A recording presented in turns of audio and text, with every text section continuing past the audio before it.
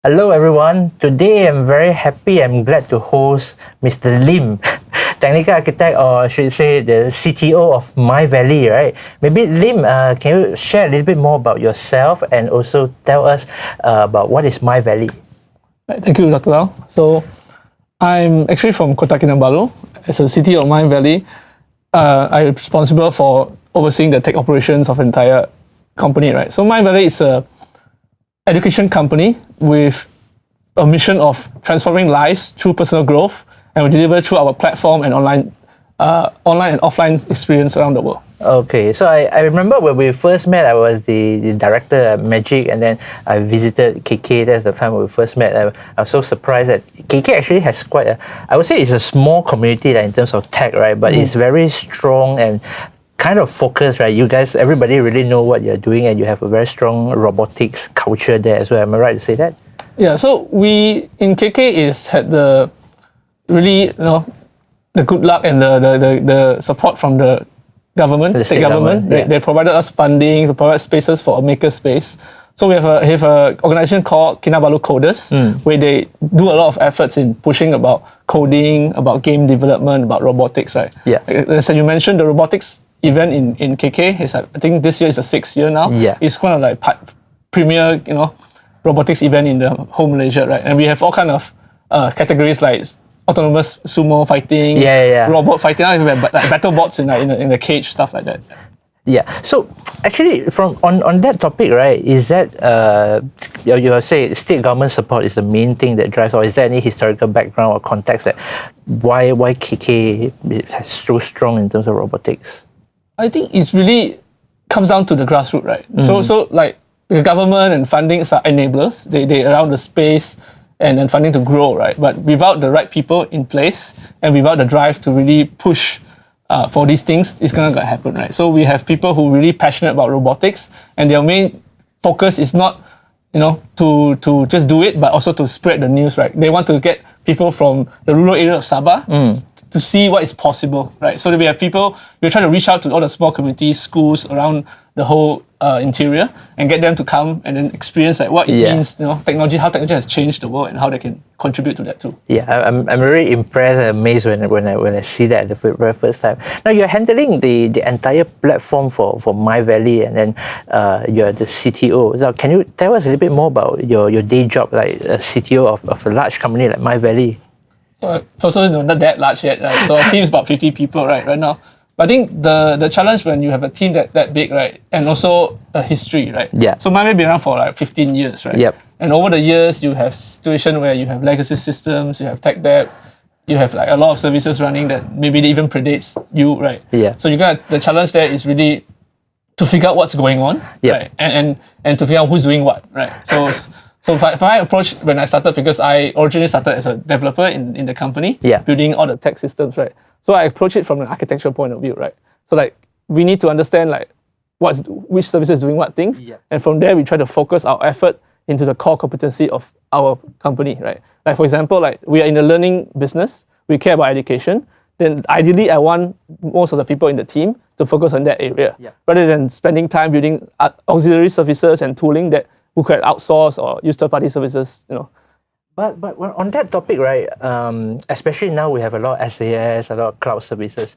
What is what are your considerations when weighing the options between should I build this in-house, or should I outsource this, or should I get a third-party services, for example? So of course, when you want to outsource something, right, the precondition is like you be able to lah. So of course you need some sort of funding in the first place, right? Of course you need to justify everything. But the way again I share, like I really like to focus the company and the team on what matters, right? So like we need to understand as a business which area that you can focus on will actually ultimately drive the business. Right? For example, if you do something that is on the fringe, even though you do a good job, it may not push you the company forward, right? So kind of like that is kind of like I try to guide them back to the main focus, try to focus on the areas that actually matters for the company. So when you first joined Mindvalley, right? When you first built their earlier systems, what is the stack that you are using? When I started this, is Ruby on Rails. But what are the other stacks that they have already existed? Predominantly, we are Ruby on Rails company. So that's the other reason also why I was I joined the company because I've been doing it for a while, right? So when I joined the company. So yeah, they're looking for people who are well-versed in Ruby on Rails, exactly. right? But now you are moving towards another stack, right? From last time. Look, like 2 years ago, we made a shift from Ruby on Rails to Elixir. Okay. So right now, a lot of our newer systems are all written on Elixir, and our team are now almost all of them as proficient in that language now. Okay, so do you still have Ruby on Rails systems running parallelly side by side? Oh, definitely, because we're still on a long journey to like move the systems or phase it out, or rebuild them, stuff like that. But it's a long journey because we cannot like not do anything, right? So kind of like we need to take it one step at a time. So that we still have kind of like half kind of thing in situation. Okay, now I always tell students that that is the beauty of microservice architecture, but I would like to hear your opinion. Is that really true? So that we basically just relying on well-designed architecture, APIs, services, or there are other pros or cons of doing that? So the way I see microservices, right, is that they're trying to tackle a problem of coupling. Yeah. Right. Basically, they want to decouple everything. Correct. And also a problem of organization in terms of the team size, right? So that if you have in the situation where you have be able to put teams on each microservices, it's ideal, right? Because you have that team constantly improving, innovating on the thing. Correct. With the backing of infrastructure and all the tooling and stuff like that, right? So we were in a situation when we were many years ago, we had a lot of microservices, but we have the equal amount of people versus microservices. What happens is that you have one person may handle one or two services, which is not ideal, right? You know what I mean? Exactly. They have more work than create. So my suggestion is like in the beginning, try to avoid microservices until you have the capacity and the need to really split it out. I think capacity is a key word here, but in terms of the needs, right, or the functional requirements, would I be able to know, right, okay, I need a microservices, or in your case, like, should I just go in with a design of microservice architecture to start with, like write everything in APIs and then decouple my front end using React or Vue.js? So our approach is like they definitely want to try to decouple the client from the backend, right? Yeah. Using APIs is ideal, but after the API it's up to you how you want to split it, right? You can be a monolith at the beginning, right? Yeah. The client doesn't need to know that, right? Or you have a lot of services. Even when you have services, you still may want to put something in front of it to unify the whole thing so that the client doesn't see it also. So really, microservices is really an option that you want to choose depending on the situation. So long story short, I mean, to put it in a layman's term, it's still a matter of choice, right, or options, how you maintain the repository. So I will say that try to avoid it in the beginning because of capacity issues, right? But there is a beauty in it that if you can have a dedicated team on each microservices, you're going to see benefits where they keep continue improving services that improve the entire ecosystem as a whole. So you said like your team size is about 50 now. Yeah? So how many microservices, I'm not asking in terms of numbers, but how do you split the jobs within these 50 people? Are they all developers or they do something else? Right, so this is something that's always changing, right? So in the past, we had people dedicated to services, right? So, but over time, we have a situation where some teams inherit a lot of old services simply because they are like the core team, like every other services that doesn't belong, the rest belongs to them. They kind of get flooded, right?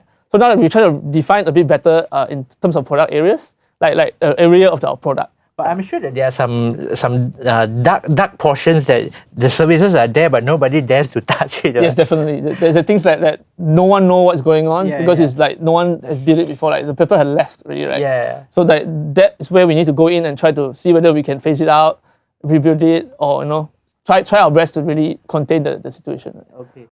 Is data the new oil, or you think that AI is new electricity?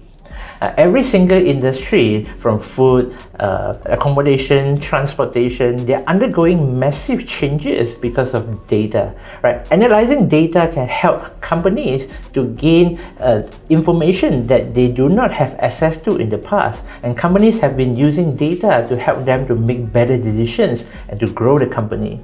Now, the question is, for you, how do you begin to learn data science and enter the career?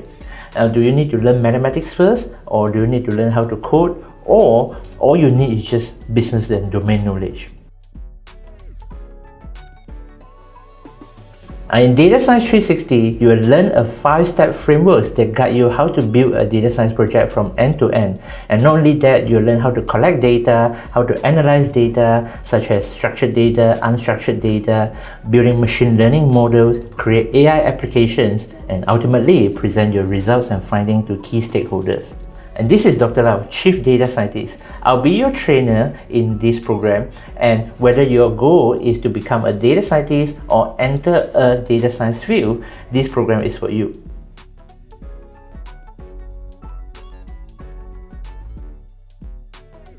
I remember when I first came for this preview, I knew absolutely nothing about data, nothing about programming. But what I really appreciate is that they allow us to attend again and again. And the first round, I really didn't catch much because I don't have those kind of background. But this is the second time I attended, and it really helped me to gain some basic understanding. And that really equipped me also with the ability to see things from a different perspective.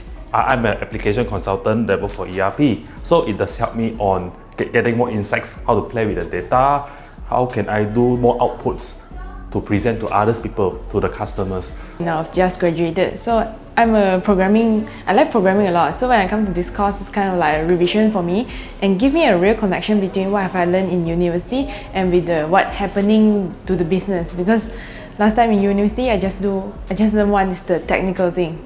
Yeah, so now better understanding to what they expect me to deliver now. Join us in the class, start learning data science today and prepare yourself for a career of tomorrow. I'll see you in there.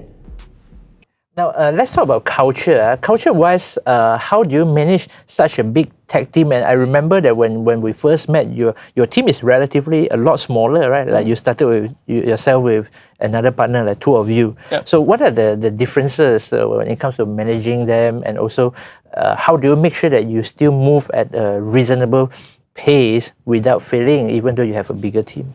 I think the key word here is, as we all know, the more people you have, the communication overhead increases, right? Because there's basically more people to keep in sync, right?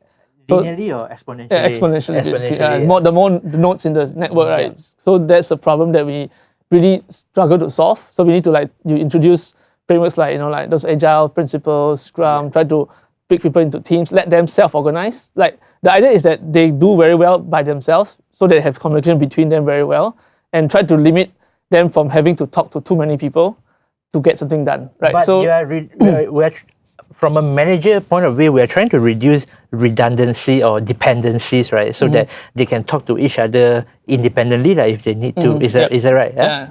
Okay. And also like the idea of a cross-functional team, right?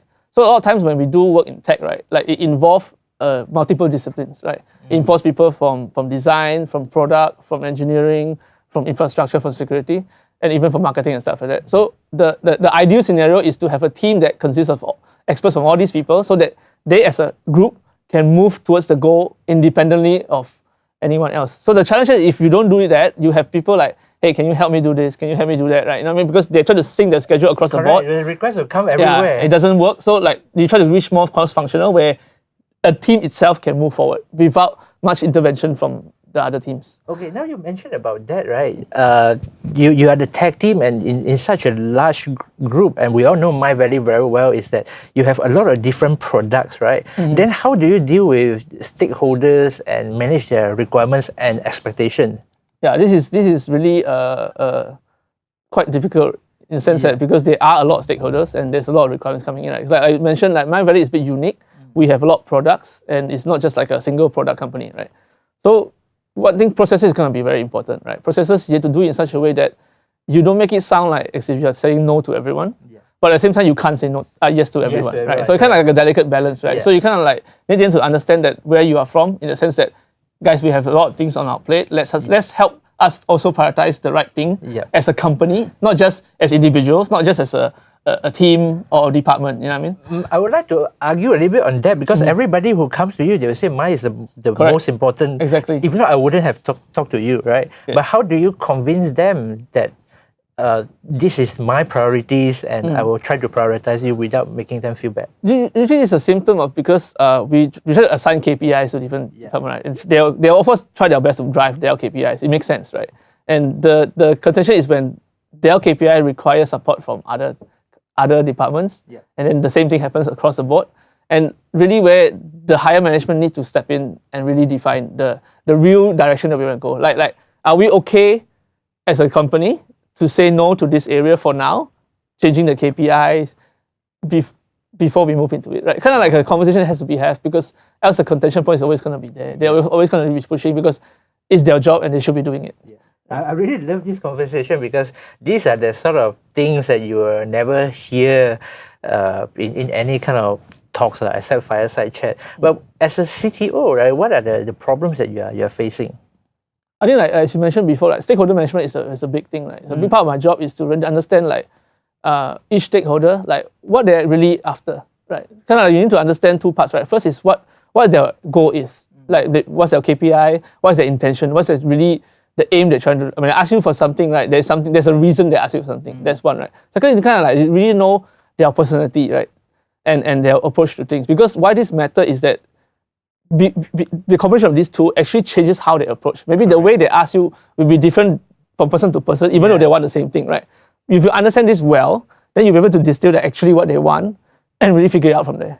But as a technical guy, before I enter business, I always hate stuff like this, because then until you're C-level, then you have to understand like, okay, stakeholders management and stuff. But behind that, when you talk about tech team, right, you do have other stuff like, for example, DevOps. There's something that most of the Malaysian companies didn't really talk about it. They thought DevOps is like hosting, shared hosting, FTP, cPanel. But we have moved on from that to cloud for a long time and managing the infra. So how do you manage the back end in that sense, apart from the front end, like the stakeholder side? Okay, so this is something that we are heavily investing into, something that's also very new to us, right? We realize that without proper infrastructure, we are really like slowing down the entire team, right? Correct. So that the whole DevOps culture is about trying to break down the silo between the developers and the operators of the system, right? So like the normal case, like developer code their stuff and just ask someone else to deploy it. Or they'll deploy it, but if something goes wrong, it's like, can the system admin look at it or whatever, right? Kind of like they push it to the thing, right? The idea of DevOps is like, let's own it together. The whole system is our responsibility, we should share ownership of the system. And how they really achieve that is like by using the same tooling, by speaking the same language, by improving the process. So it's very smooth and you don't, like even developers don't feel it's difficult to go into that world. So that is something counterintuitive than what we usually hear, right? We usually hear people like, when we code, you code together. But what you're saying is that when you code, you actually code individually in terms of functional silos. I wouldn't call it entire silos, but functional silos. But when you're handling the DevOps and managing the infra, actually it requires everybody to work together and follow a set of, I don't know, like culture, conventions and tooling systems, right? Yeah. Now, we have talked a lot about the large companies like Mindvalley Skills, right? We talk about let's talk about startups, and you mentioned about products. Something that I observe is that a lot of talks, a lot of networking events that I went to, when we mention about products, they sort of like don't have the mindset about products. They are like, okay, they thought product is their software. And when we talk about MVP, like minimum viable product, they always cannot differentiate what is minimum versus what is viable. Any advice for people who want to venture into startups especially, right? What is product? Like, how can they become more product driven? That's the very first thing. So for me, like I see product is like a cross section between multiple parts, right? It's where business, the tech side and the design comes into like mix together and form a product, right? Product is what ultimately the user sees, right? Yep. And it's also how the product looks like, how the product function, right? It's going to be decision made from the engineering side, the business side, and the design side, right? So each side has an equal pull to the product.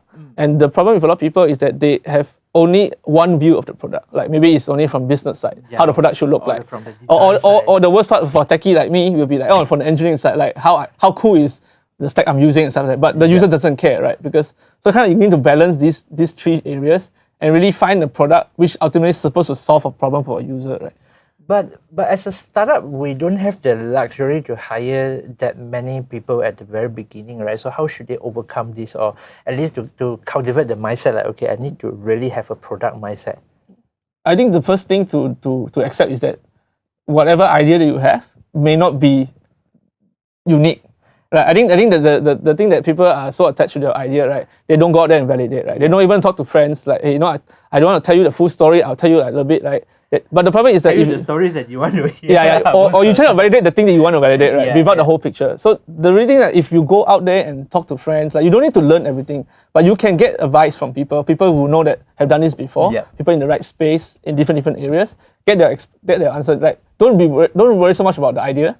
Going out there, but really ultimately is the idea plus execution that matters, right? Yeah, actually it's the how you implement / how you execute the idea matters the most. Right? Personally also I find it very difficult when we are mentoring the startups, right? What are the features to be included in the version and how far should we iterate? So basically in layman's terms, it's like how much should we listen to the users? What are your take on that? I think this comes down to figuring out like what problem you want to solve and then try to measure that, right?